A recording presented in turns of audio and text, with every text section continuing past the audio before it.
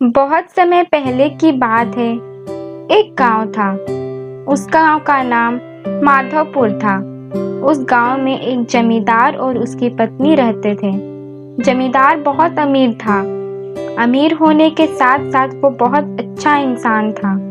लेकिन उसकी पत्नी बहुत बदमाश थी। वो हमेशा क्रोध और चिड़चिड़ापन में रहती थी। उस जमींदार का नाम रामू था। उसे बकरी पालने का बहुत शौक था। वो हमेशा जीव के प्रति दया भाव रखता था। वह सभी जानवरों से प्यार करता था। लेकिन उसकी पत्नी बहुत लालची थी।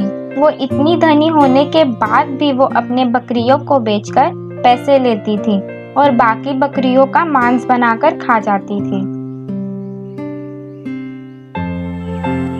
सभी बकरियों को बेचने के बाद उसके पास एक ही बकरी बची हुई थी और वो बकरी बहुत छोटी थी और उसका नाम लाली था।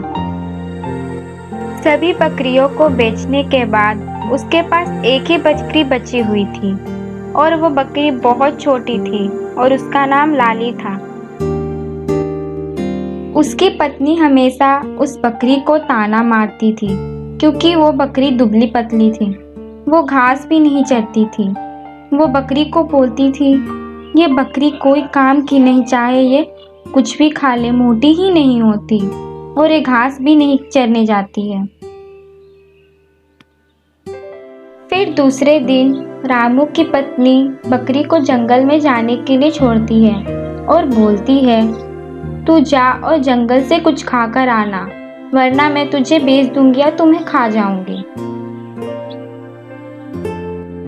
इतना कहकर राम की पत्नी बकरी को जंगल में जाने के लिए छोड़ देती है। बकरी रोते रोते जंगल में पहुंचती है और बोलती है, हे भगवान, आप कुछ ऐसा करो कि मैं मोटी भी हो जाऊं और मेरे मालिक का लाभ भी हो जाए। कुछ देर बाद बकरी जंगल की ओर आगे बढ़ती है और वो बेहोश होकर गिर जाती है और मर जाती है।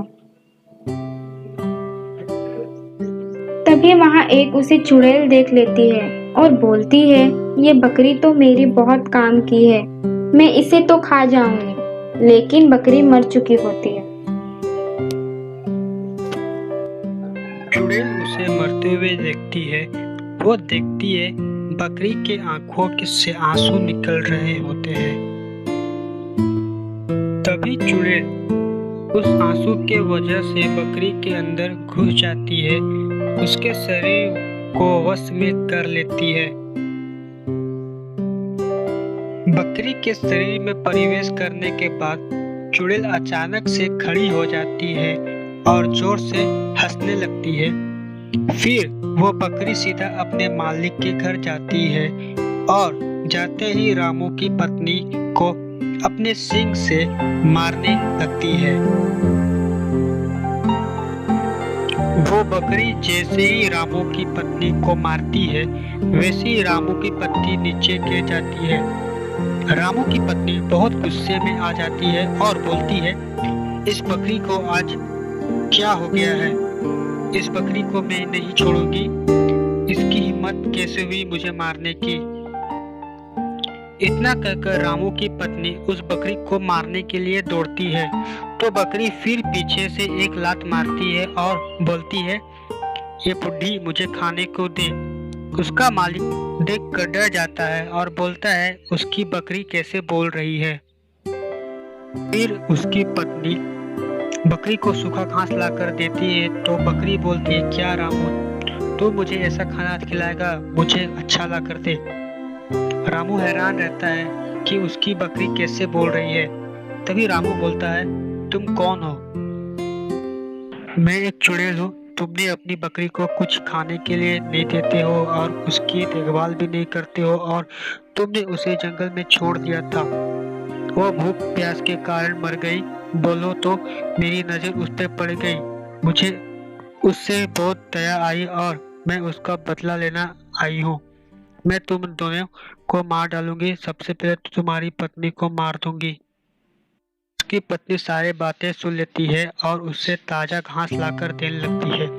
बकरी बोलती है, मुझे घास नहीं खाना, जिस तरह तुम इंसान अच्छी भोजन करते हो मुझे भी वही खाना दो, नहीं तो मैं तुम दोनों को मार दूंगी। तब जल्दी जल्दी रामू की पत्नी उसे खाना लाकर देती है। चुड़ैल बोलती है, तुमने उस बेचारी बकरी के साथ ऐसा क्यों किया? एक दिन रामू के घर के पास एक शेर आ जाता है। उसे देखकर रामू और उसकी पत्नी डर जाते हैं, लेकिन डायन हंसती रहती है और बोलती है, मैं तुम्हें क्या मारूंगी, तुम्हें तो कोई और मारने आया है, अब तुम मरो तुम दोनों। रामू बकरी से मदद मांगने लगता है और बोलता है, तुम हमें बचा लो, आइंदा ऐसी गलती नहीं होगा। उसकी पत्नी भी बोलती है, अब मैं ऐसा नहीं करूंगी, बोलो मैं तुम्हें बचा लूंगी तो तुम फिर से ऐसी करोगे। राम की पत्नी बोलती है, अब से ऐसा कुछ नहीं होगा, अब से मैं मांस मछली भी खाना छोड़ देंगे, तुम हमें बचा लो। तभी वो चुड़ैल उस शेर को मार देती है और उन दोनों को जान बचा लेती है।